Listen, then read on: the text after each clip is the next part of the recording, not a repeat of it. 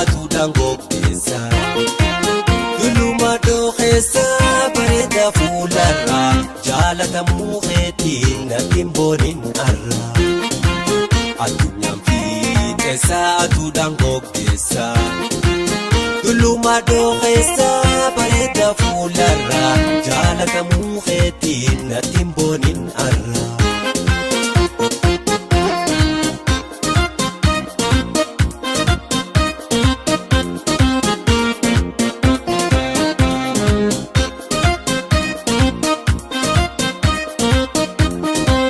Bareedee mul'atee bifa kan kee laaltee guyyarraan gama guyyaa achi lakkaawwattee yoo hirraanfatamtee jaalalti qaleessa lammatan deebitu boodas isheeneessa. Dulleen abboontee naattiif goggootee miicitee miicirraa nu jittu borooytee yoo moofooytee jaalalti miicamtu. Wayaadhaa miti magaalaan bitamu. Intalli sifirraa carraan si dabartii osuma jirtu kanuma jaalalti. Qaqqabachuun sirra jirti.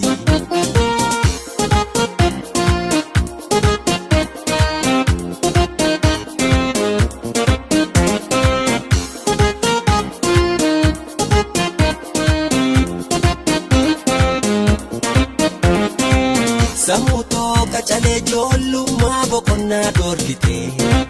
Sammuu qacalee ijoollummaa boqonnaa dhoorkitee. Jaalladhee rakkachuu koo kanaan itti booharsitee. Ati adda adii naasuu namaan qabdu waada jaalalaa erbuun si haa qabdu.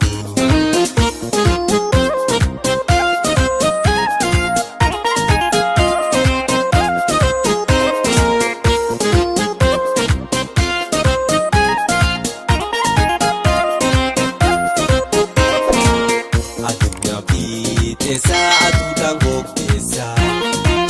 Dulluma dookeessa bareeda fuularraa jaalatamuu keetiin natiin booniin arraa.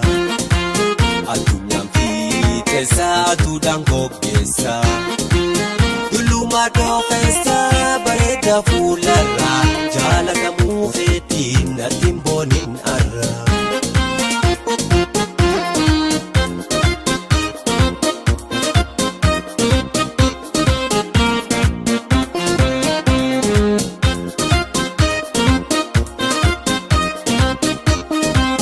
Bareedee mul'atee bifa kan kee laaltee guyyarraan gama guyyaa achi lakkaawwattee yoo hirraanfatamtee jaalalti qaleessa lammatan deebitu boodas isheeneessa. Dulleen abboontee naattiif goggootee miicitee miicirraa nu jittu borooytee yoo moofooytee jaalalti miicamtu. Wayaadhaa miti magaalaan bitamu. Intalli sifirraa carraan si dabartii osuma jirtu kanuma jaalalti. Qaqqabachuun sirra jirti.